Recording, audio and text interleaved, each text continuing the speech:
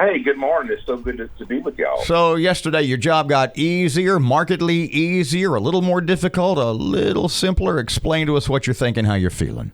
Well, I'm very excited that we've opened the things up. So I think it's going to be even easier because it's just more things people will be able to do. The mainstream things that we do, we've eliminated much of the requirements where people can go and do the normal things. So I think it's a good day. I think it's easy. I think it's a credit to the hard work of our people of the state who have bared the guidelines and tried to get us through this bad time. And though it's not done yet, it's a whole lot better. Rules for bars. Can you go over that with us? Because a lot of people are confused about what you can and can't do at a bar now.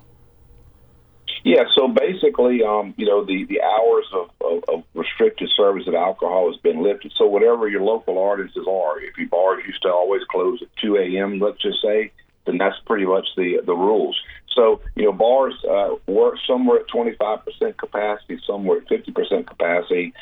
There's no longer a percentage capacity. It's just a requirement of social distancing, and people are expected to be seated and not moving around. The live band piece, we were able to change that dramatically, where fundamentally there has to be a 10-foot space between the band performers and the patrons, and there are 4 other things that could be done, and one of them you're trying to achieve. Some of the easier things are you have positive pressure where the people singing their voices that are projecting out. If there's any air particles, positive pressure, pushing those air particles back on the band. There's a couple of the things that they can do to achieve it, but it's a lot easier as opposed to that HVAC requirement that was necessary when we had a little worse numbers of COVID. Yeah, what you just said was very complicated for a simple man like me. So I think one of the rules, it had to do with like replacing the air 6 times an hour or something like that. Is all of that gone? Can we just open the windows now? Yeah, so the 6 air changes per hour is not the requirement. If you have that, that's one of the things you can use, but that's not the hard requirement. So basically, if you can get 10 feet of space, and again, if there's a positive pressure pushing air back on people, or a situation where you can use plexiglass or something like that. But the air change thing can be used, but it's not a requirement. And you're right, it is still some things that you have to understand, and that's why we have our open safety portal where we provide that information. But we've been working real closely with a lot of the performers and the business industry to develop these better guidelines, and they can better understand them and really deploy them, I think, under the circumstances we're under now. If you're going to a nightclub, can you dance? Well, the dancing has not changed. Now, we had this conversation, I guess last time we talked, we do know that people dance in place. We do know that people who are associated in a household or are related are dancing, but just general dance halls cannot operate. I mean, the optics of hundreds or people standing shoulder to shoulder and dancing, we're still not quite there yet. What about festivals, outdoor or indoor festivals? Are the restrictions easing on them too?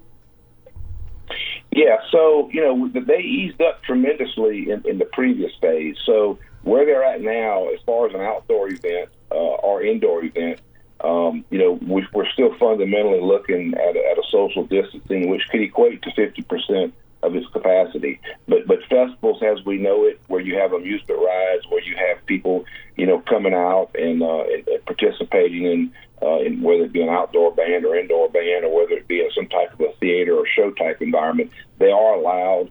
And we've been asked to give that special guidance to those, which we've been doing. So we have some standard guidance we've been putting out.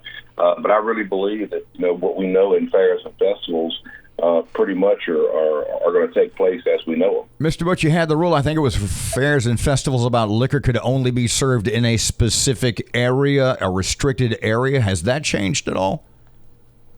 Well, no, that is the idea of people consuming food and drinks and liquor in a seated area has not changed, but the service of alcohol has changed somewhat. People can walk around with drinks where they couldn't before. the walking around with food is still a problem, in this environment. So that really hasn't changed. But people can walk around with drinks and be served. A lot of local places, nightclubs, etc., are excited. They're ready to get back open. Is there anything that, like, a mayor of, let's say, New Orleans could do to restrict just theoretically the nightclubs from their normal hours? I mean, the mayors can do something a little more strict, can they not?